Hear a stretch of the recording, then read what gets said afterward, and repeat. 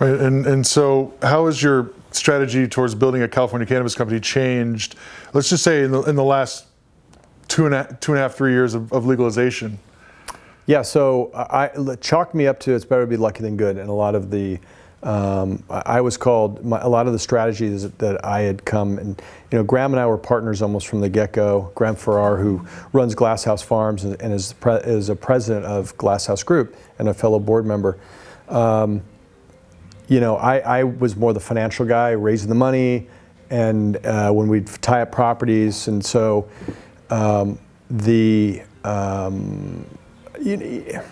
what I would tell you is that I took a really conservative approach in buying our real estate.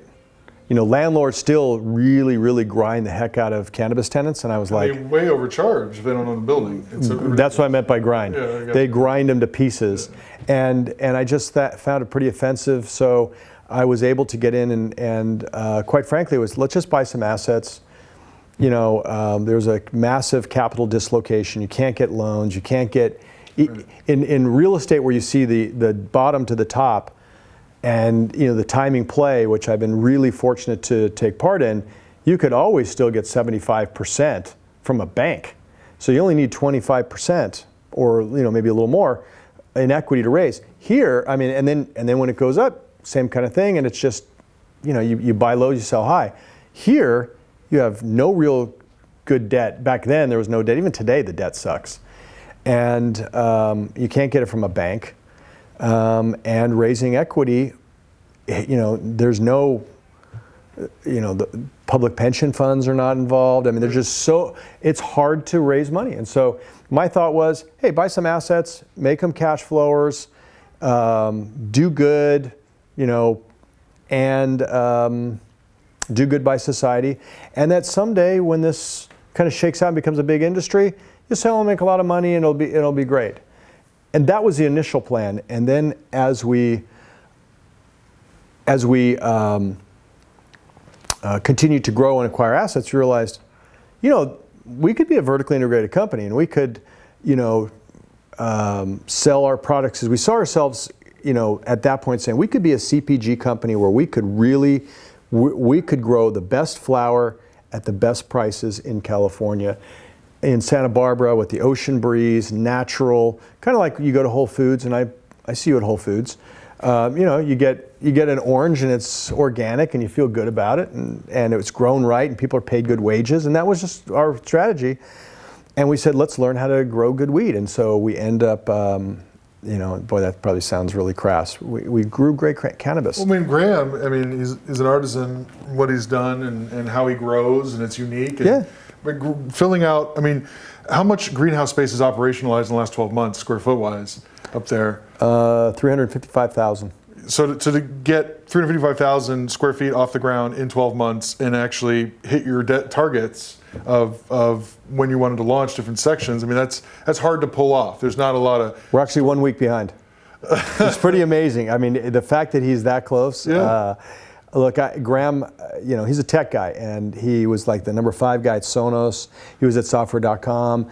He's a genius, and he looks at things. Tech guys always think Moore's law. Twice as fast, half the cost. Right. That's like what your iPhone does, right? And so he's always tinkering and thinking. Our core values are we pay everybody $15 an hour. We should, if we're not there yet, every full-time person will have paid health care. HMO, got it, you're good. And so, but, if we can grow with, and he's been able to do it with, more technology, less people, that we take care of the people we have, but we just don't need as many of them. And so, and because we don't have rent, we don't have a mortgage, our cost to grow is, I don't know anybody who's growing as cheaply as we are in a controlled greenhouse space like that. And the whole plan was, once we really dial it in, we get the strains, and it probably takes 2 years to really get to know the microclimate of each greenhouse. We said, we'll be the CPG company. We'll just sell it. And we did on a small scale, just kind of getting our feet wet. And then we always felt like once we're ready, we're going to just flip the switch. And over the last few months, we've been flipping the switch, and I think November we'll hit 100,000 jars a month, and then by summer of next year, it'll be 250,000 jars. And our goal is to get to 1 million jars a month by the end of 2022. It's a lot of flower, and that 100,000 jars from this point last year was less than 10,000. Yeah, something like that. Less. So being able to transition from a large wholesale cultivator into one where you're making your own branded products is obviously how you maximize the value of that. Well, I'll tell you how I did, because I needed a CFO, and you brought me. Well, there was an article where you referenced hiring a good team and the unicorn. Yeah, but this isn't the unicorn. That was a different hire that you brought to me. But this was Daryl Kato, who was at Nestle and at Nissan Foods, and so he's been working the supply chain. And I'll tell you what, look, I know what I know, and I know what I don't know, which is much more. And I wish I brought one of the glasshouse jars. When you start thinking about the top, the label, the this, the that, it's really complex. And if you are not tight, supply chain management is really hard. Yeah. And so I had no idea. You only notice things when they go wrong. Everything hits it. But FlowerHire brought Daryl Kato, and that's the reason we were able to hit 100,000 jars, and that's the reason we'll be able to hit 250,000 jars. And he's brought the cost of the jars down, and I don't call it real time, but it's pretty close. Yeah. I mean, it's impressive. Well, that ability to do all those things you talked about supply chain wise, and do it compliantly, and get it through testing, and hit your ship dates, it's hard to execute. It can be daunting, but everybody is in the same boat, and you just have to do it. But you're absolutely right. I mean, the process from finding the right strains that grow in that microclimate that you do really well with, and harvesting them right, and and also remember, trimmers, people that they trim the flower, that was a kind of a nomad lifestyle. Seasonal, very seasonal. Yeah, people would go for like a week, and they'd go around, and we turned it into a full-time gig, and some of the folks were like, "I'm ready to stop the merry-go-round," and others were like, "I love the merry-go-round," but it was some of these little challenges that you just don't really think too much about, and getting people to think differently about that job. So and you've been able to repurpose some of the agricultural workforce that existed around the Oxnard area and things 100%. Like that into the greenhouse. Look, you're absolutely right. They're not bending over, all day, and they're actually able to do the same thing and maybe more meaningful thing for society. So 100%. And I pass the strawberry pickers that, because I love to eat strawberries, but I think of them when I'm driving up there, and they're bent over all day. And what I would tell you is, the two ways we grow, especially the second one, which really cut costs, so that's going to be the new way we're going to transition the first one. But we use rolling tables. We do things that better on the body. But part of that's just because of the nature of what we're growing versus I don't know how we would do it if we were strawberries. It is what it is. But absolutely, we have a guy named Alberto who came on early with a guy named Jason. Jason's a grower who's been growing in closets and garages and everything for years and years. So he is your cannabis lover, and then you have artist. He's the artist, and Graham and him have known each other since they were kids.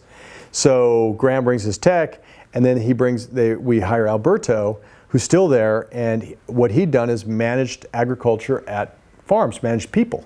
So he just needed Jason to teach the growing techniques. And by the way, Jason had never done it. The first farm was 150,000 square feet. It's big, and so there's all kinds of issues with that. But absolutely, Alberto has been fantastic. And I'm just really proud when I'm up there that I think we're doing capitalism right, where we consider our workers as stakeholders. It's not just the money, and that's where I think capitalism has been failing since the 70s, thanks to one of your Ivy League schools, Harvard, over there. USC is the Ivy League of the West Coast, Southern California. Not Stanford, obviously, not that caliber, but And you know this, and you know I have a love for my Trojans, and you wear that shirt. Yeah, and this was a statement because I did grow up in Austin, Texas, and there's probably not two people in cannabis that care more about that national title game for the 2004 season than us two. You know, that was the greatest game ever played, where the greatest team in history was defeated in the title game. Yeah, I remember that. But do you give every vendor that calls you as hard of a time as you gave me the first time I called you, or do you just hang up immediately? So, wow, this all of a sudden, this interview took a hard turn. So what I would say is this: I love working with you because you're a relationship guy, and so am I. And you know, poking me in the eye when I've come down here and tried to find parking outside your place, and you know, there's no validation. We're out of water. And there's no water, but you have beer. So I would say that you're one of my favorite people in cannabis because you know, you're just a good guy. The Texas thing, when I saw that, I was like, yep, good, nice. I would poke you in the eye too. I just and you know, look, you know, who doesn't love Harvard football? You know. So. Oh, well, you. I think when I called you, I was referred to you from Graham, and you're like, I need a CFO, public company experience, who's taking a cannabis company public, and I'm only going to pay this, and they're going to work here because we're the best, and you know, either would be in Long Beach, and I'm like, you need someone to live in Palos Verdes, and you know, he's like, that's where I live, and I said, me too, and he said, where? And then somehow it ended up with do a hike and meet my team for 5 hours. And hiking is something you do on an interview, you know, with your key hires. And is that because that when they're physically tired, you get truth? Like, why do you do that? Well, number one, you know, running a cannabis business that has so many arms out there, it takes up quite a bit of your time. Plus, for God's sake, all the time you take on a phone call to introduce you and you know, introduce the person. So at the end of the day, I really want to give the person the focus and the attention that this person deserves, because we're considering a big life change for them, and obviously a big hire. You know, if you're not making a hire of anyone that hires talent in this industry. Like, you're looking at the person 100%. And their skill set, and I think that's super critical, because it's not like you're not going a million miles an hour with a million things to do, but you know, you're gonna have to be stuck with this person. You know, you got to make sure about the hire, so you don't have to question it, and you can back it up in the future as you're going through the onboarding process. Well, and look, a lot of these people are coming from normal industry into cannabis, and so part of that is I want to talk them out of, you know, if you want to be in this business, you need to really want to be in it. And so, you know, you sent me some really good candidates, and I'm very persnickety because, you know, especially in the C-suite, where I'm spending a lot of my time, I need to make sure that number one, I like being with the person, and that they like being with me, because we're going to spend more time together than, you know, if they are, you know, if they have a significant other, they're going to spend more time with me, and like Derek and Daryl pretty much do. So yeah, I like taking them on hikes, and I live up in Palos Verdes, and there's an interview out there where I laid out some of my strategy, but so I'll say it here as well. But basically, I like to ask the same question 4 or 5 different ways. And when you're on a hike and we have some ups and downs, and you don't really know where you are because we're out in the middle of nowhere, you know, I'm going to find out if there's a consistency to their story and answers that are important to me. But also, you know, if you're going to hike with somebody and you're getting a sweat, one, I like to think you're in decent enough shape. I'm not trying to, you know, if somebody were disabled, I would certainly look to hire them. We would figure that. Hypergrowth, you know, takes a lot of energy, and takes a lot of energy. And if you're not healthy, it'll take it out of you very quickly. And let's face it, this is, you know, any growing company going from startup to massive growth, you know, it's going to be very stressful. Yeah. And so I do care about, you know, do you have that stamina? Can you go? Yeah. And so, but I would tell you the main reason, that the number one thing is just so I can turn off my phone. It's usually on a weekend or a Friday morning. I mean, and you spend some time, and that's how even you, when it was like, you know, okay, this is several years ago, but it's like, okay, wait, you're running basically a headhunting firm in cannabis. Like, what the hell is this? Either you're a genius or a quack. Well, I didn't. Yeah, exactly. I didn't know what, but I was like, okay, and I didn't want to waste my time because look, I've run a growing business and I've worked with people that bring, you're not the first person I've ever worked with, but in cannabis, I was like, wow, this is pretty interesting, and so I just wanted to understand, and it's like, okay, I mean, I don't know how many times you told me you went to an Ivy League school. I mean, Jesus Christ.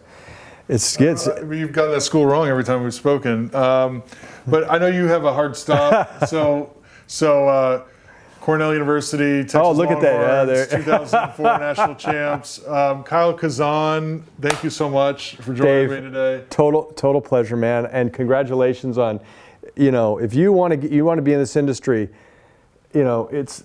The parking sucks for sure, but you're sitting here right in Manhattan Beach in front of the pier, and Dave's probably either here at Shellbacks down the street. So, but I would tell you, he's the guy, and everybody, all the industry is calling him now. So you want to be in it, the quickest way is not to call a person like me, but to call Dave. Thank you. Boom.